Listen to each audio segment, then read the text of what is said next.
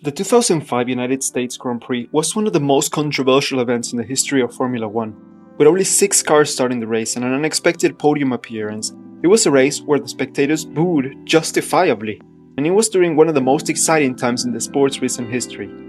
By all appearances, it looked to be a regular weekend in Indianapolis for the Grand Prix, until Ralf Schumacher inexplicably lost control of his Toyota on Friday practice and had a heavy crash into the barrier on the bank turn after what was determined to be one of many tire failures that weekend. One of the two tire suppliers, Michelin, advised the teams to be careful and take precautions. On Saturday, it all appeared to be good. The qualifying sessions went by and left a surprise first pole for Jarno Trulli on the other Toyota, followed by Kimi Räikkönen on the McLaren, Jenson Button on the VAR Honda, and Giancarlo Fisichella on the Renault. But they all had something in common. They all had complained about a lack of grip on turn 13, the bank corner, and after various tests they arrived at the conclusion that the problem lied with the Michelin tires, and therefore VAR Honda, McLaren, Red Bull, Renault, Sauber, Toyota and Williams were in big trouble. Due to a recent resurfacing that had been done to the track, the surface itself had changed, with track grooving and an abrasive finish that the Michelin tires didn't account for. But Bridgestone, owning Firestone, who was the supplier for IndyCar in the US, had complete access and tons of data of this new surface, leading to them developing a compound specifically designed for this event. After lots of back and forth between Michelin, the FIA representatives and the team principals, they arrived at the conclusion that unless cars dramatically slowed down before turn 13, Michelin could not assure the tires lasting for more than 10 laps at a time. The proposed solutions range from making teams bid for new tires every 10 laps, which was discarded since the regulations from that year on stated that no tire changes could be made during the race, plus the fact that Michelin couldn't ship that big number of tires in time for the race the next day. 2. Installing a chicane on said turn 13 that the Michelin drivers would have to take, which was also turned down, since every little change to the track must be tested thoroughly by the FIA. It was race day and neither the fans nor the drivers knew what was going on. An urgent meeting was called at 10 AM, where the Michelin and FIA representatives assisted, followed by Bernie Ecclestone, the track president, and every single team principal but Jean Todt. All alternatives and solutions to the problem were discussed, and they came to the conclusion that the provisional turn 13 chicane was the best idea. But it needed to be greenlit by every team principal. So Bernie went and asked Ferrari team boss, who refused, saying it was Michelin's and the FIA problems, not his. And to top it all off, FIA President Max Mosley said that if any changes were made to the track layout, the race would be cancelled.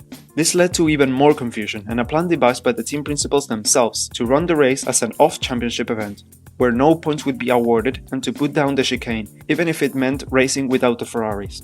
No team member objected to this idea, although many didn't quite agree with it. When the FIA was informed, they said that if something like this were to take place, the entire FIA personnel will be forced to leave, from the representatives to track marshals to the race director, safety car, medical cars and helicopters.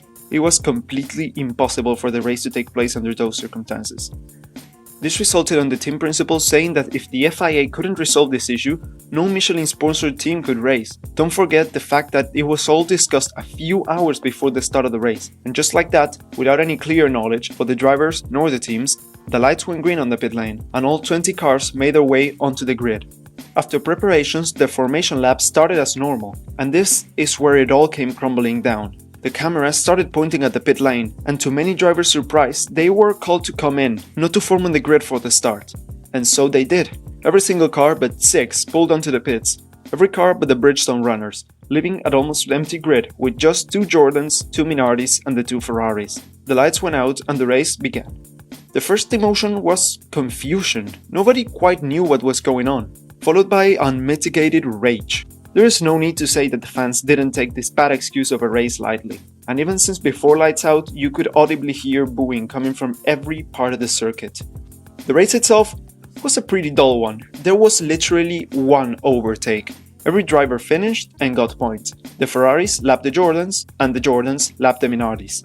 As the 2 Ferrari drivers Barrichello and Schumacher slowly walked to the podium, head down and emotionless, out came first-time podium finisher Thiago Monteiro, jumping around and celebrating to the greatest extent. The trophies were not delivered by the appointed people due to security concerns, but that didn't matter to Monteiro, still thanking his team for this valuable moment. After the German anthem, the Italian anthem was cut short due to excessive booing and the rage of the crowd. The Ferrari driver swerved at the spectators and walked down without showing any emotion and not a single drop of champagne in the air. Except for Monteiro, who was happier than a kid in a candy shop.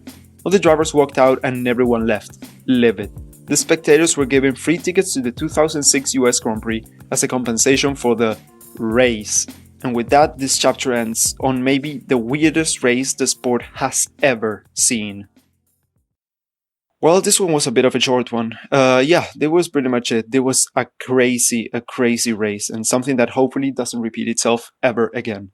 Yeah, well, if you like this video, subscribe, like the video, and yeah, I'll see you again in the next one.